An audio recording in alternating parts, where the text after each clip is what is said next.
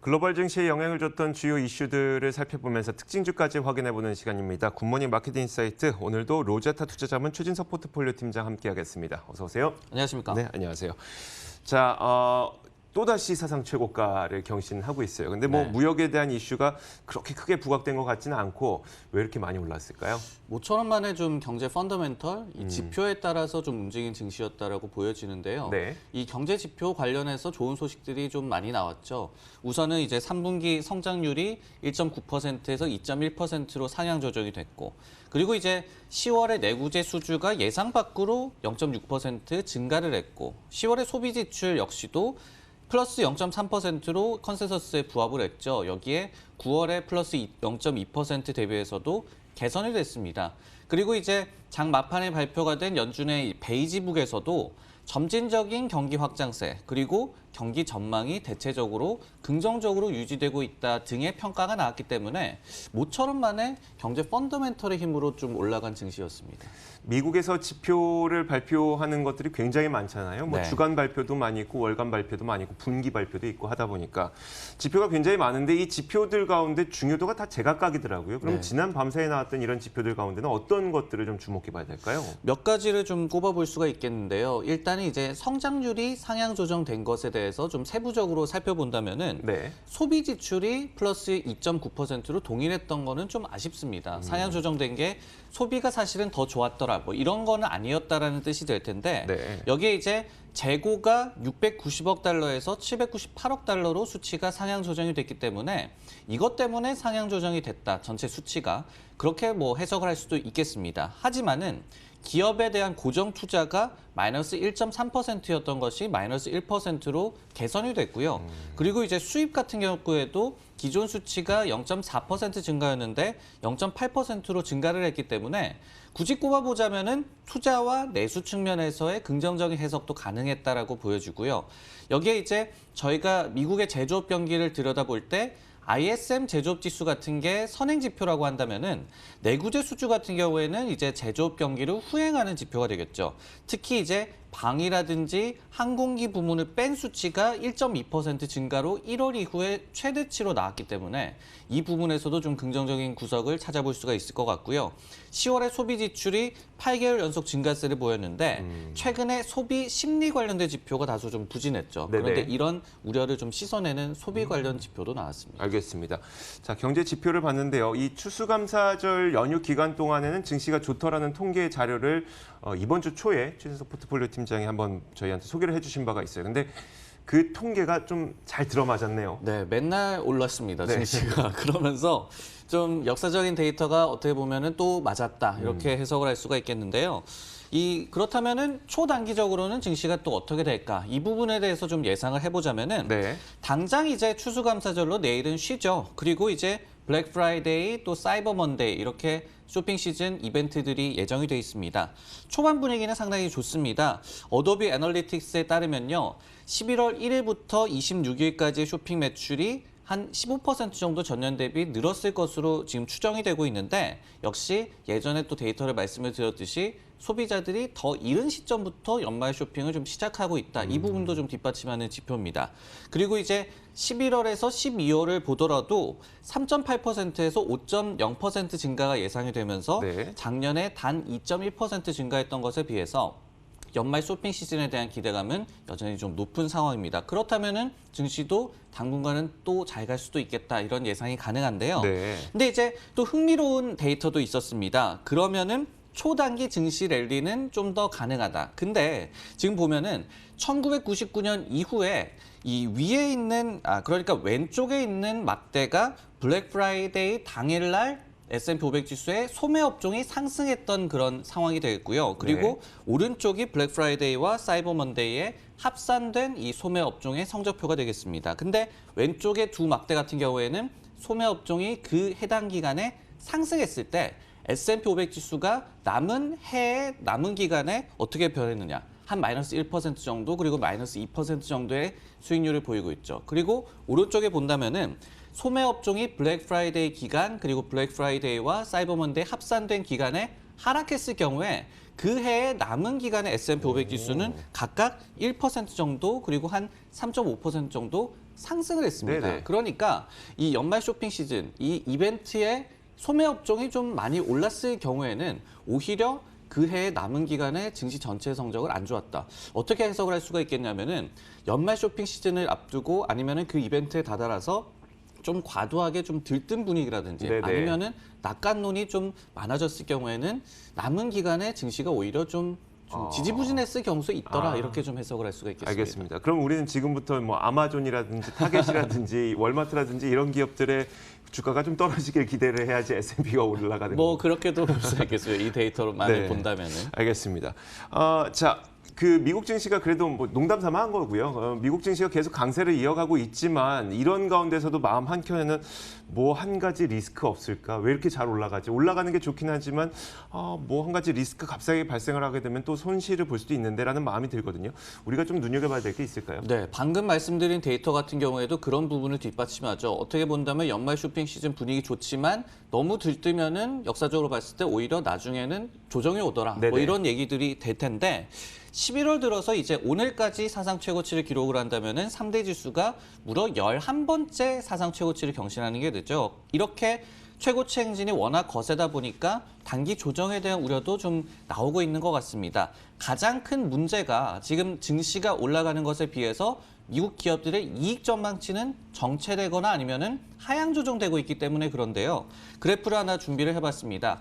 팩트셋에서 이제 산출을 하는 S&P 500 기업들의 EPS 전망치의 이 변화를 보고 계십니다. 11월 초부터 오른쪽으로 갈수록 변화가 되고 있는데요.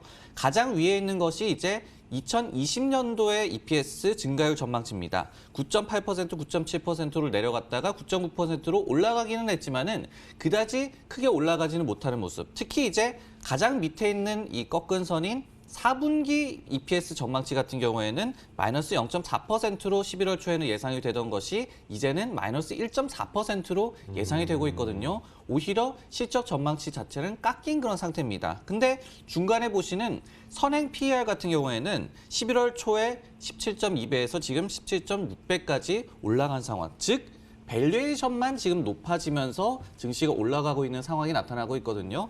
역사적으로 보면은 PER이 5년 평균이 16.6배, 10년 평균이 14.9배입니다. 네네. 그러다 보니까 최근에 좀 사상 최고치 행진과 더불어서 단기 조정에 대한 우려도 좀 걱정하는 그런 분위기로 나타나고 있습니다. 그것뿐만 아니라 작년 이맘때쯤에 우리가 얼마나 큰 고통을 겪었습니까? 물론 한 12월 아니죠, 한 1월 6일쯤이었었나요? 1월 4일 전미 경제인 협회 그 학회에서 이 파월 의장이 얘기하기 전까지 네. 엄청난 힘든 시간을 겪다 보니까 그게 또 트라우마로 많이 남아 있는 것 같아요. 맞습니다. 작년 12월에 제가 살펴봤더니 S&P 500 지수가 한 9.2% 정도 하락을 했더라고요. 네. 그 전 이 수치에 비해서. 네. 그때 당시에 보면은 무역 전쟁이 좀 많이 격화가 됐었고 그리고 트럼프가 어떤 이민자 정책이나 이런 부분에서 상당히 좀 강경 노선을 펼치고 있었고 여기에 또 연준도 계속해서 좀 긴축 노선을 이어가고 있었고 이런 여러 가지 요인들이 있었는데 작년에 바로 이런 일이 있다 보니까 올해도 좀 연말에 대한 경계감이 남아있는 것 같습니다. 실제로 프린시플 글로벌 인베스터스라는 이 기관에서는 12월 15일 관세 발효 이전에 무역 합의가 없을 시에 조정이 있을 것이다라고 지적을 했고요. RBC 역시도 기관 투자자들의 낙관론이 과도하다라고 얘기를 하면서 단기 증시 박스권 그리고 내년도 증시는 다소 좀 부진할 걸로 전망을 하고 있습니다. 선물 시장을 통한 미국 주식에 대한 익스포저가 19년 7월 그리고 18년 1월과 9월 그리고 07년보다 지금 많다고 하거든요. 근데 역사적으로 봤을 때 지금 말씀드린 시기에 모두 다 미국 증시가 고점을 찍었었다고 해요. 그러다 보니까 예전과 좀 비교를 해봤을 때 지금도 좀 낙관론이 과도하다라는 그런 우려의 목소리도 나오고 있습니다. 그러게요. 지금 당장만 보자면은 기분도 되게 좋을 것 같긴 하지만 내년을 바라보면은 우려감이 많을 수밖에 없는 게 뭐 다른 건 제치더라도 지금 글로벌 IB들이 내년 S&P 500 전망을 내놓는 평균치를 보니까 3,250 정도더라고요. 근데 오늘 지금 지수가 3,150이에요. 3%밖에 안 남았다는 건데 뭐 여기에서 뭐 꾸준히 올라가고 3%를 그냥 뭐 하루하루 나눠서 올라갈 수도 있겠지만 이게 3% 정도밖에 못 오른다는 거는 중간에 뭐 낙폭도 있고 크게 뭐 출렁거림도 있고 이렇지 않을까에 대한 우려가 있는 거거든요. 물론 나중에 또 분위기가 좋아지면은 이 목표 주가가 상향 조정될 수도 그렇죠. 있겠지만은 네. 말씀하셨던 부분이 어떻게 보면은 올해 또 S&P 500 지수가 지금 한 25% 정도 오르고 있거든요. 네네. 그러다 보니까 아이비들에서도 올해 이만큼이나 많이 올랐는데 내년에도 많이 오를 것이다라고 점치기가 좀 부담스러운 거죠. 이런 부분들도 어떻게 본다면은 심리적인 부담으로 작용할 수가 있겠는데, 근데 이제 데이터를 살펴보니까 다행히 그 부분은 좀 괜찮더라고요. 지금 선트러스트라는 기관에서 산출한 데이터인데 네. 지금 보시면은 왼쪽에 있는 막대 3개가 이제 20% 이상 상승한 연도의 평균 상승률이 30%입니다. 근데 다음 해 평균 상승률이 13%로 상당히 좀 견고하게 나왔고요. 그리고 상승 확률도 거의 한 80%로 나오면서 꼭 전년도에 S&P 500 지수가 많이 갔다고 해서 다음 해에 못 가는 건 아니더라. 이런 네, 해석이 네. 가능하고요. 우측에 보이는 이제 수익률별로 이제 24차례 지금 이 사례를 좀 조사를 한 거기 때문에 그 수치가 나온 횟수를 조사를 해봤더니 중간값 기준으로 다음 해에 15% 정도의 수익률을 났던 빈도가 8차례로 가장 많았고요. 그리고 25% 수익률을 났던 경우도 24차례 가운데 네. 6차례였습니다. 그런 거를 또 본다면은 또 데이터로 봤을 때 꼭 올해 잘 갔다고 해서 내년에 꼭 못 가는 건 아니더라. 이런 또 해석이 가능하겠습니다. 알겠습니다. 자, 이런 좋은 분위기 좀 계속해서 이어가 보도록 하겠습니다. 특징 조항까지 보도록 할 텐데 보잉이 737 맥스 운항 재개와 관련된 일정이 나왔어요, 혹시? 아니요. 또 미끄러지만한 또 소식이 미끄러졌어요? 나왔습니다. 네. 그 부분에 대해서 좀 말씀을 드릴게요. 미국 이제 연방항공청에서 FAA인데 CNBC에 따르면은 최근에 2주간에 3번째로 재승인에 어떻게 본다면은 신중을 기할 것이다. 좀 그런 입장을 내비친 것이다라고 합니다. 근데 간밤에 나온 성명 내용을 보면요. 737 맥스 기종의 설계 변동사항 그리고 관련된 조종사 트레이닝에 대한 검토를 못 마쳤다라고 발표를 했고요. 그리고 다양한 테스트를 마치기 전까지 운항 재개에 대한 승인이 없을 것이다라고 얘기를 했습니다. 특히 이제 로이터 보도에 따르면은 FAA가 26일 화요일 보잉 사측에다가 모든 737 맥스 신규 항공기에 대해서 자신들만 내항 증명서 이 증명서를 발급하겠다고 통보를 했거든요.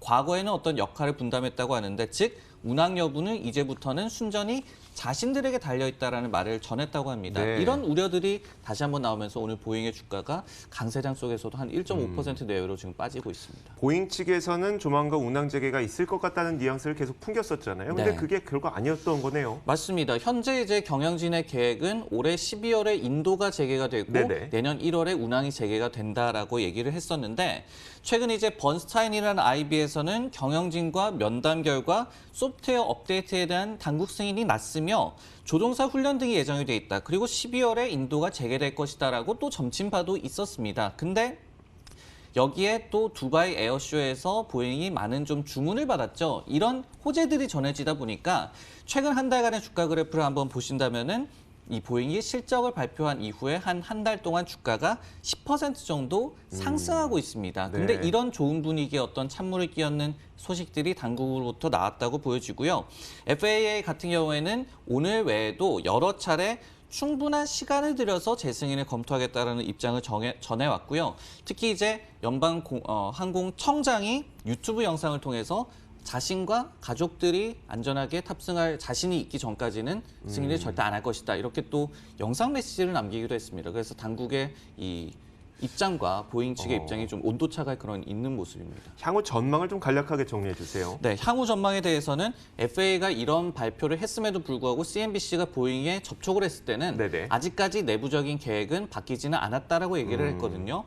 근데 보면은 지금 FAA가 만약에 재승인 과정을 좀 서두른다고 하더라도 올해가 벌써 이제 한 35일밖에 남지가 그렇죠, 않았잖아요. 그런 이 일정적인 측면을 본다면은 상당히 좀 빠듯한 상황이 좀 예상이 되고요. 이 극적으로 올해 인도 재개 정도는 뭐 이뤄질 수도 있겠지만은 네. 지금 보면은 당국과의 좀 입장차가 좀 여전하기 때문에 아직까지는 좀 불안 심리가 있는 것 같습니다. 알겠습니다. 자, 잠시 후에 11월 27일 수요일 미국 시장이 마감됩니다. 저희가 마감 종가 확인하고 돌아오도록 하겠습니다.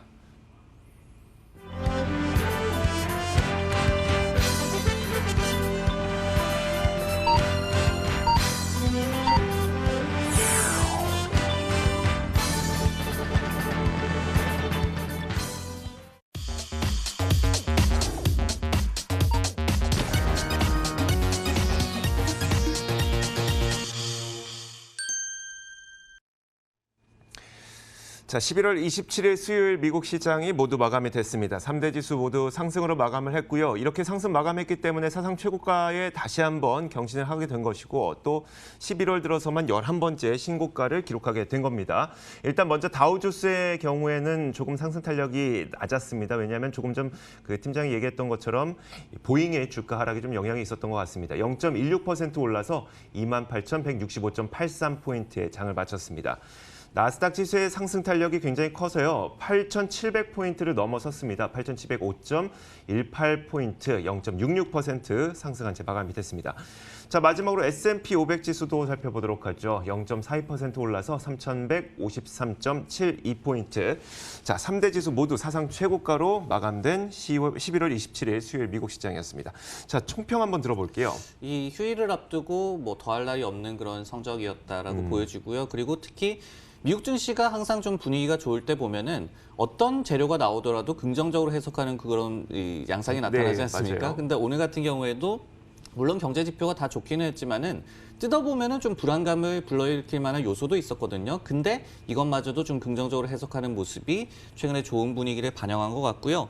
섹터별로 보더라도 이제 산업재 정도 많이 하락을 했고 소비재 관련된 업종이 최근 며칠간 좀 증시 성적을 이끌고 있습니다. 네. 그러다 보니까 확실히 좀 연말 분위기가 나는 것 같습니다. 알겠습니다.